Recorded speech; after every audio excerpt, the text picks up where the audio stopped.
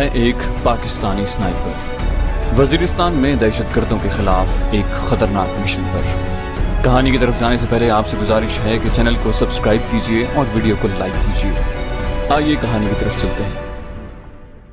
अगले दिन बाद नमाज ज़ुहर हमारा निकाह था और शाम को रुखसती थी। रुखसती क्या, बस फुफ्फो के कमरे से पलवशा को मेरे कमरे में आना था। मुझे सचमुच यूं लग रहा था जैसे उसने पहली बार मेरी जिंदगी में आना हो। शादी की रस्मों ने मेरे दिमाग से उस खतरे को वक्ती तौर पर महव कर दिया था जिसकी तलवार पिछले 2 दिन से मेरे सर पर लटक रही थी। शादी में मेरी साबिका बीवी माहीन के वालिद चचा हशमत और उसके दोनों बेटे भी शरीक हुए थे। निकाह के बाद उन्होंने बड़े खुलूस से मुझे मुबारकबाद दी। माहीन के मुताल्लिक मुझे पता चला था कि उसकी शादी चंद माह से ज्यादा नहीं चल सकी। महीना भर पहले ही उसने अपने दूसरे शौहर से तलाक ले ली थी। उनके दरमियान झगड़े की वजह तो मुझे मालूम नहीं हो पाई थी, मगर इतना मैं पहले से जानता था कि ऐसी शादियां कामयाब नहीं हुआ करती। ना माहीन जैसी लड़कियां अच्छी बीवी साबित होती हैं और ना ताहिर जैसे बदकिरदार किसी औरत को उसका सही मकाम दे सकते हैं। जिन मर्दों के नजदीक औरत की हैसियत जिनसी खिलौने से बढ़कर नहीं होती, वो औरत का मकाम क्या जाने। हालांकि शक्ल सूरत और जिस्मानी खद्दोखाल से हटकर भी औरत की एक शनाख्त है। शरीक हयात का मतलब जिंदगी के हर दुख सुख को बराबर बांटना है, हर अजियत को 2 हिस्सों में तकसीम करना, हर खुशी पर यकसां हक जताना होता है। किसी को पसंद करना या चाहना तबई मिलान के ज़रिए असर होता है, लेकिन इंसाफ का तकाजा यही है कि शादी के वक्त हर मर्द और औरत को अपनी पसंद को मद्देनजर रखना चाहिए। अगर घर वालों और खानदान के दबाव में आकर कोई दूसरी शादी कर भी लेते हैं तो फिर उस रिश्ते को निभाना चाहिए। किसी मर्द को ये हक हासिल नहीं कि वो अपनी शरीक हयात को उसका असल मकाम न दे। उसी तरह किसी औरत को भी ये रवा नहीं कि वो शौहर की अमानत में खयानत की मुर्तकिब हो। शादी हो जाने के बाद बगावत करना बेगैरती और बेहयाई के जुमरे में आती है। इसलिए बेहतर यही है कि शादी से पहले ही लड़के या लड़की को अपने बुजुर्गों को एतमाद में लेना चाहिए। इसी तरह बुजुर्गों का काम भी बनता है कि वो अपनी औलाद की तरजीहात को मद्देनजर रखें, उनकी पसंद को अहमियत दें, उनके जज्बात की कदर करें, खाली बुजुर्गी की धूस और बड़ेपन का नाजायज इस्तेमाल न करें। बहरहाल कुछ भी था, मुझे माहीन की नाकाम शादी के बारे में जानकर खुशी न हुई थी। अलबत्ता ये बात मेरे लिए शुक्र का बायस जरूर थी कि मुझे जल्द ही उसकी असलियत मालूम हो गई थी, वरना तो ऐसी औरतें सारी जिंदगी अपने शौहर की आंखों में धूल झोंकती रहती हैं और शौहर अपनी आंखों पर बीवी की खिदमत और मोहब्बत की पट्टी बांधे कब्र में जा उतरता है। निकाह की सुन्नत मस्जिद ही में अदा की गई थी। उसके बाद तकमीले सुन्नत में अबू जान ने छुआरे भी फेंके कि ऐसे मौके पर हाजरीन की तरफ छुआरे उछालना सुन्नत है। वापसी पर हम बैठक में आकर बैठ गए। मुझे रात तक का वक्त गुजारना मुश्किल हो रहा था। यूं लग रहा था जैसे पलवशा कई सालों से मुझसे दूर हो। उसके साथ ही मेरी छठी हिस्स भी रह रहकर किसी अनहोनी का ऐलान करने लगती। असर की नमाज भी हमने मस्जिद ही में अदा की थी। नमाज अदा करके हम दोबारा बैठक में आ गए थे। घर के अंदर से औरतों, लड़कियों और बच्चों का शोर एक तसलसल से सुनाई दे रहा था। नारों की गूंज से पता चल रहा था कि ढोलक की थाप पर लड़कियां जोशो खरोश से रक्स कर रही हैं। मेहमान आहिस्ता आहिस्ता रुखसत लेकर वापस जा रहे थे। अचानक बैठक के अंदर 2 अजनबी दाखिल हुए। मैं उस वक्त इत्तेफाक से दरवाजे की तरफ ही मुतवज्जे था। उनकी उकाबी आंखें, पुरएतमाद अंदाज और होंठों पर खिलती धीमी मुस्कुराहट मुझे लर्जा गई थी। मेरा दिल जोर जोर से धड़कने लगा था। मुझे महसूस हुआ कि गुज़श्ता 2 दिन से मेरे अंदर पलने वाले अंदेशे सच साबित होने जा रहे हैं। वो दाएं बाएं से बेनियाज सीधा मेरे करीब आकर बैठ गए। अस्सलाम वालेकुम जीशान भाई, क्या हाल है? करीब आते ही उनमें से एक ने किसी पुराने शनासा की तरह मुझे मुखातिब किया। मैं वालेकुम अस्सलाम कहकर खड़ा हुआ और दोनों से मुसाफा करके उन्हें बैठने की दावत दी। उस वक्त मेरी चारपाई पर ओवैस और एक दूसरा दोस्त बैठा हुआ था। उन्होंने एक तरफ होकर उन दोनों को बैठने की जगह दी। इस मर्तबा दूसरा आदमी मुझसे मुखातिब हुआ। शादी मुबारक हो जीशान भाई। मैंने कहा खैर मुबारक, शुक्रिया। वो बोला मेरा नाम खुर्रम है और ये अरसलान है, लेकिन इतना तो मुझे यकीन था कि वो दोनों फर्जी नाम थे। मैंने कहा हुक्म करें खुर्रम भाई। गो मैं उनका मतमे नजर जानता था, लेकिन फिर भी पूछना जरूरी था। खुर्रम गला खनकारता हुआ बोला, इस खुशी के मौके पर हम कोई अच्छी खबर नहीं लाए। एक इमरजेंसी की वजह से आपको इसी वक्त यूनिट में हाजिर होना है। मैं उस इमरजेंसी से वाकिफ था। वो मेरी इज्जत रखने के लिए मुझे बाकायदा गिरफ्तार नहीं कर रहे थे। अगर मैं उनके साथ जाने से इनकार कर देता तो वो यकीनन मुझे जबरदस्ती ले जाते, लेकिन मैं इतना अहमक नहीं था कि ऐसी बेवकूफी करता। अलबत्ता नरमी से इजाजत लेने में कोई मुजायका नहीं था। मैं नपे तुले अल्फाज में बोला, अगर सुबह तक रुकने की इजाजत मिल जाए तो शुक्रगुजार हूँ। वो बोले, यकीनन ऐसा ही होना चाहिए था, मगर जो अहकामात मिले हैं उसके मुताबिक आपके पास आधे घंटे का वक्त है। शाम की अजान से पहले हम यहाँ से निकल जाएंगे। इस मर्तबा भी खुर्रम ने ही जवाब दिया था। शायद सीनियर वही था। मैंने इजाजत तलब करने के अंदाज में पूछा, ठीक है, मैं घर वालों से इजाजत लेकर आता हूँ। खुर्रम ने एतमाद भरे अंदाज में इजाजत देते हुए कहा, जी भाई, बता दिया, आपके पास आधा घंटा है। मेरे जाने की बात अबू जान के पास भी पहुंच गई थी। वो फौरन करीब होते हुए वजह दरियाफ्त करने लगे। मैंने उन्हें तसल्ली देते हुए कहा, अबू जान कोई जरूरी काम आन पड़ा है, इसलिए बड़े अफसर ने मुझे फौरी बुलवा लिया है। इसी वजह से उसने सरकारी गाड़ी भेजी है। आप फिक्र न करें, उम्मीद है चंद दिनों तक मैं लौट आऊंगा। अबू जान मोतरिज हुए, मगर 1-2 दिन के बाद भी तो जाया जा सकता है। मैंने कहा, अबू जान, इसी का नाम फौज है। अगर मुझे फिलफौर हाजिर होने का हुक्म दिया गया है तो कोई वजह होगी, खाली तंग करना तो मकसद नहीं है। मेरे लहजे के उतार चढ़ाव और चेहरे के असरात में कोई ऐसी बात जरूर थी कि अब्बू जान ने इसरार नहीं किया। मैंने एक छोटे लड़के को भेजकर फुफ्फो जान को दरवाजे पर बुलाया और कहा कि पर्दादार खवातीन को पर्दा करने का बता दें, मैं घर के अंदर आ रहा हूँ। उन्होंने हैरानी से पूछा, कोई जरूरी काम था बेटा? मैंने कहा, हाँ जी, पलवशा से मिलना है, मुझे इमरजेंसी में वापस जाना पड़ रहा है। वो हैरान रह गई, क्या मतलब वापस जाना पड़ रहा है?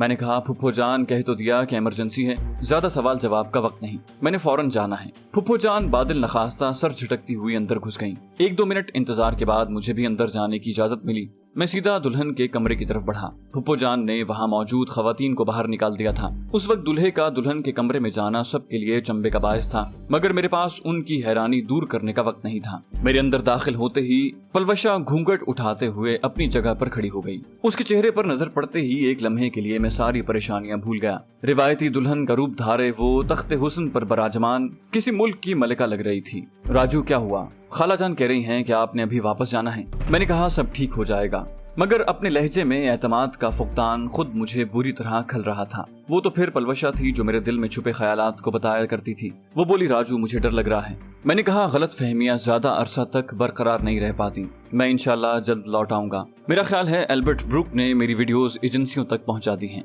अभी एजेंसी के आदमी ही मुझे लेने आए हुए हैं, लेकिन फिक्र की जरूरत नहीं, ना तो मैं मुजरिम हूँ और ना हमारी एजेंसियां इतनी अहमक हैं कि दुश्मनों की चालों को समझ न पाएं।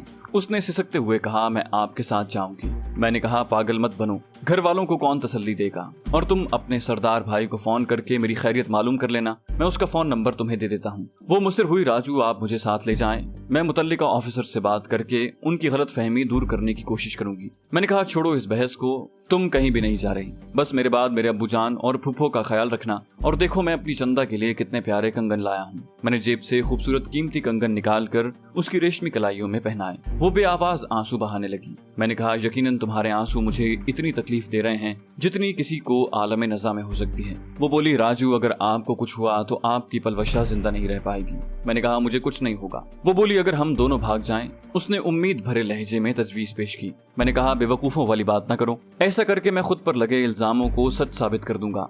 मैंने पलवशा को समझाने की कोशिश की, हालांकि खुद मेरा दिल यही कर रहा था कि वहां से भाग निकलूं, लेकिन उसके साथ ये भी हकीकत थी कि मैं उस वक्त ISI के घेरे में था और उनसे कोई बैद नहीं था कि उस वक्त ISI के चंद अरकान औरतों के रूप में बुर्का ओढ़े उस कमरे के गिर्द मेरे मुंतजिर होते।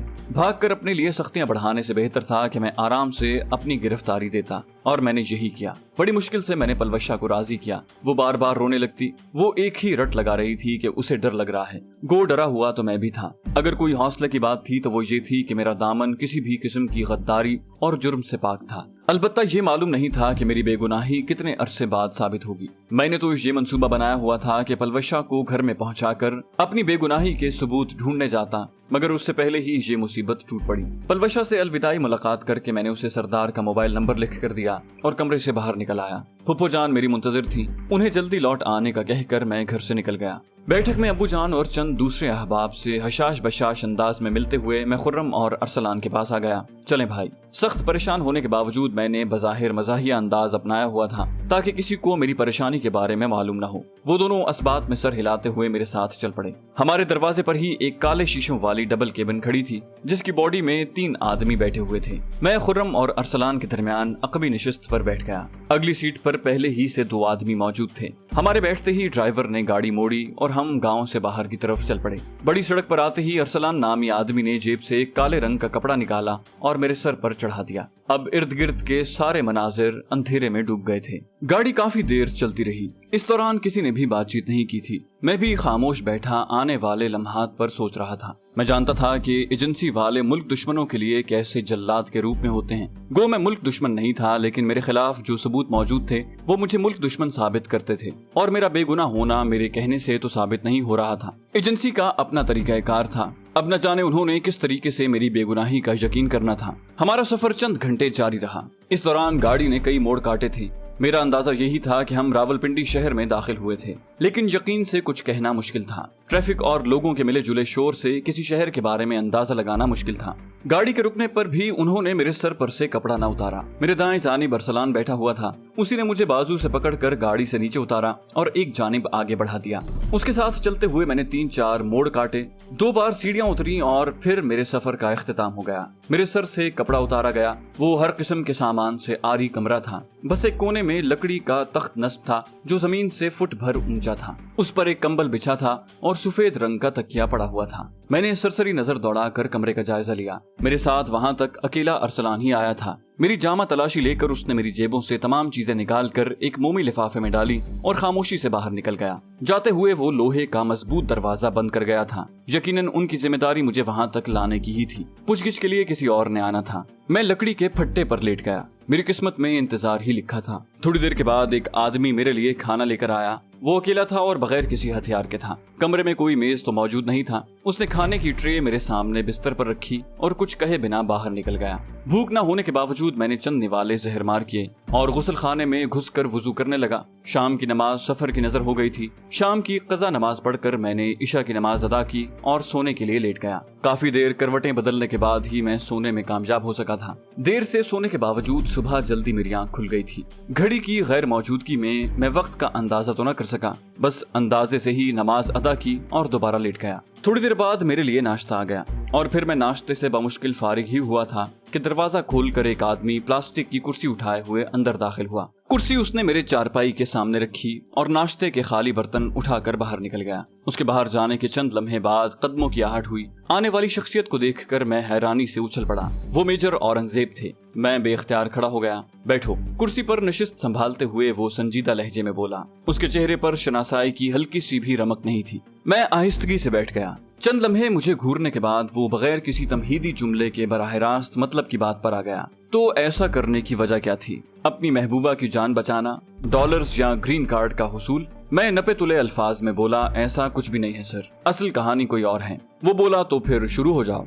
मुझे मालूम नहीं था कि सरदार ने मेरे जाने के बारे में उन्हें क्या बताया था, लेकिन मैं उस वक्त सच के अलावा कुछ बोल नहीं सकता था, क्योंकि मेरे बयान का हल्का सा तजाद मेरी मुश्किलात में इजाफे का बायस बनता। लम्हा भर सोचकर मैंने अपने दिमाग में वाकयात को तरतीब दी और फिर उस वक्त से बात शुरू की जब सरदार खान और मैंने बच्चा नराए जाना था। पलवशा का अपनी माँ और भाई की वजह से मुझे पकड़वाना, मेरा एल्बर्ट ब्रूक के हाथों धोखा खाना, वीडियो क्लिप्स की हकीकत, पलवशा का मुझे बचाने के लिए लौटना, सनोबर खान की मौत और मेरी घर वापसी तक मैंने तमाम जरूरी बातें औरंगजेब साहब के गोश गुजार कर दी।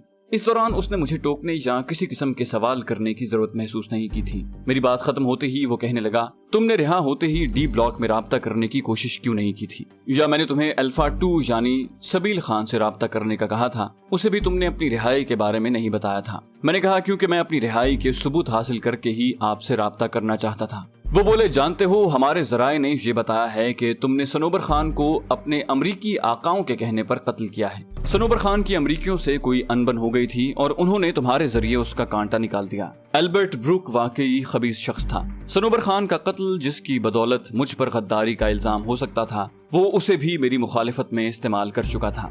मैंने कहा, सर, अमरीकन मेरी निशानेबाजी इस्तेमाल करना चाहते थे। अगर उन्होंने मेरे हाथों से सनोबर खान को मरवाना होता तो मैंने स्नाइपर से उसे खत्म किया होता, जबकि आप जानते हैं कि हकीकत इसके बरक्स है। उसे पलवशा और मैंने इस वजह से कत्ल किया कि उसने पलवशा को ब्लैकमेल करने के लिए उसकी माँ और भाई को हब से बेजा में रखा, पलवशा को तशद्दुद का निशाना बनाया और सबसे बढ़कर कि वो दहशतगर्द था और उसे खत्म करने का हुक्म मुझे पहले से मिल चुका था। वो बोला, उसे खत्म करने का बाकायदा हुक्म तुम्हें किससे मिला था? मैंने कहा, आपसे। वो बोले, मैंने कब कहा कि सनोबर खान को कत्ल करो? मैंने कहा, जब कबील खान को कत्ल करने का हुक्म आप दे सकते हैं तो उसके जानशीन जहादात के कत्ल पर मुझे शाबाश दे सकते हैं, तो सनोबर खान भी उसी किरदार का मालिक था। वो बोला, होगा, लेकिन बाकायदा हुक्म नहीं दिया गया था। तुम्हें आखिरी हुक्म बच्चा नराए पहुंचने का मिला था, जिस पर तुमने अमल नहीं किया और एक लड़की की खातिर अपने फर्ज से गाफिल हो गए। तुम्हारा कोर्ट मार्शल होने के लिए इतनी वजह काफी है, लेकिन तुमने सिर्फ अपने फर्ज से गफलत नहीं बरती, बल्कि तुम पर गद्दारी का इल्जाम लगा हुआ है, जिसके ठोस सबूत और शवाहिद मौजूद हैं।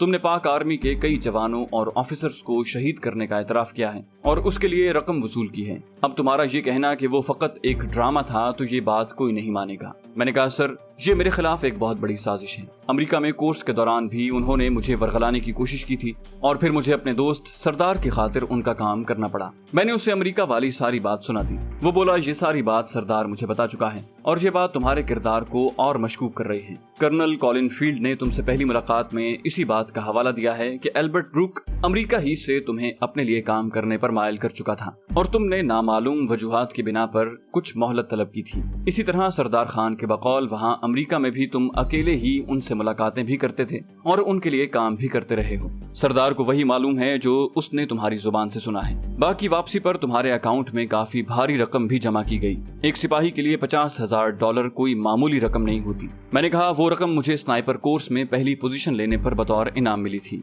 वो बोला किसी कोर्स में अव्वल पोजीशन लेने पर इतनी रकम नहीं मिला करती। मैंने कहा यूं ही सही, मगर आपको बता चुका हूं कि मैंने वहां एक यहूदी को भी कत्ल किया था, शायद वो रकम उसका इनाम हो। बहरहाल मेरे हवाले वो स्नाइपर कोर्स में अव्वल पोजीशन हासिल करने का इनाम बताकर की गई थी। वो बोला तुमने वापसी पर अपनी यूनिट के कमांडिंग ऑफिसर को अमेरिका में होने वाले हादसे की इत्तला क्यों नहीं दी थी। मैंने कहा क्योंकि मेरे तई वो एक हादसा था जिससे हम दोनों बखैरियत गुजर चुके थे। उसके साथ मुझे ये भी डर था कि शायद मेरा अमरीकियों के लिए काम करने वाला फैसला गलत हो और कमांडिंग ऑफिसर इस पर कोई सजा दे। वो बोला सरदार और तुमने एक और गलत काम ये किया कि पाकिस्तान आर्मी से ताल्लुक रखने के बावजूद दहशतगर्दों से छीने हुए हथियार मुजाहिदीन के हवाले करते रहे हो, जो पाकिस्तान आर्मी की पॉलिसी के सख्त खिलाफ हैं। इस मामले में आर्मी का मौक़िफ़ बिल्कुल वाज़ेह है। पाक आर्मी किसी दूसरे मुल्क के खिलाफ काम करने वाले किसी फर्द की मदद करने के हक में नहीं। न कश्मीर में काम करने वाले मुजाहिदों को आर्मी कोई मदद देती है और न अफगानिस्तान के महाज पर अमेरिका या शुमाली इत्तेहाद के खिलाफ मुजाहिदीन की मदद करती है। और तुमने आर्मी से ताल्लुक रखने के बावजूद ऐसी हरकत क्यों की? मैंने कहा सर एक तो हम सर छुपाने के लिए मुजाहिदीन के ठिकाने इस्तेमाल कर रहे थे और दूसरा ये हमारा जाती फेल था। इस ज़िमन में हमने ना तो पाक आर्मी का हवाला दिया और ना मुजाहिदीन ने हमें पाक आर्मी का समझते हुए हमसे ये हथियार वसूल किए। अलबत्ता हमारे इस फेल से ये जरूर साबित होता है कि हम अमेरिका के मफाद में नहीं बल्कि उसके खिलाफ काम कर रहे थे। वो बोला देखो जीशान, ये बात तुम्हारे हक में बिल्कुल नहीं जाती, क्योंकि जो आदमी वतन से गद्दारी कर सकता है वो किसी के लिए भी मुखलिस नहीं हो सकता। ऐसा शख्स दोगला होता है और अपने मफाद के लिए किसी काम में आर महसूस नहीं करता। तुम्हारे इस फेल से तुम्हारी गद्दारी और भी वाज़े होती है। अलबत्ता सरदार खान को इस मामले में बेकसूर माना जा सकता है कि सीनियर होने के बावजूद वो तुम्हारे अहकामात के ही ताबे था। इस मर्तबा मैं उसकी बात का जवाब देने की बजाय खामोशी इख्तियार किया। इतने सबूतों के जवाब में मेरे पास ले देकर अपना नाकिस हवाला था और अपने बारे में अपनी ही गवाही दुनिया की कोई अदालत तस्लीम नहीं करती। मुझे खामोश पाकर उसने एक मर्तबा फिर जबान खोली। तुम्हारे पास सोचने के लिए 1 हफ्ता है, क्योंकि तुमसे पूछगिछ के लिए मुझे 1 हफ्ते की मोहलत मिली है।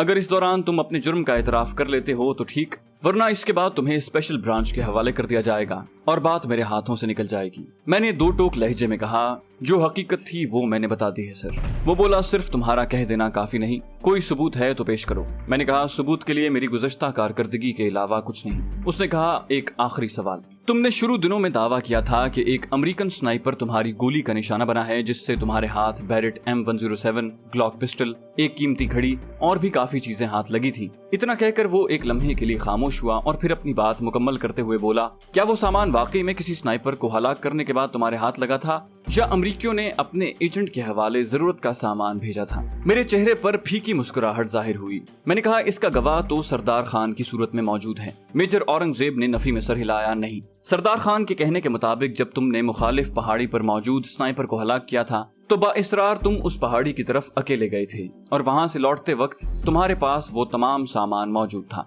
अजीब इत्तेफाक था कि मेरे मुखलिस दोस्त की बताई हुई सही बातें भी मेरे खिलाफ गद्दारी के इल्जाम को तक़वियत दे रही थी। मैं सिर्फ इतना कह सकता हूँ कि मैं बेगुनाह हूँ, मैं इसके अलावा कुछ नहीं कह सकता। वो बोला दोबारा बता दूं कि मेरे पास 1 हफ्ते का वक्त है, आखिरी दिन आऊंगा, अगर कुछ कहना हुआ तो ठीक, वरना मैं तुम्हें मुतल्लिका लोगों के हवाले कर दूंगा। ये कहते हुए वो खड़ा हुआ, अगर किसी चीज की जरूरत हो तो तलब कर लेना। मैं भी उसके एहतराम में बिस्तर से उठते हुए बोला, सरदार खान से मुलाकात हो सकती है। वो बोला उस तक तुम्हारा पैगाम पहुंचा दिया जाएगा। ये कहकर औरंगजेब साहब वहां से निकल गया। चैनल को सब्सक्राइब कीजिए और बेल आइकन पर क्लिक कीजिए ताकि आपको तमाम वीडियोस फौरन मिलती रहें।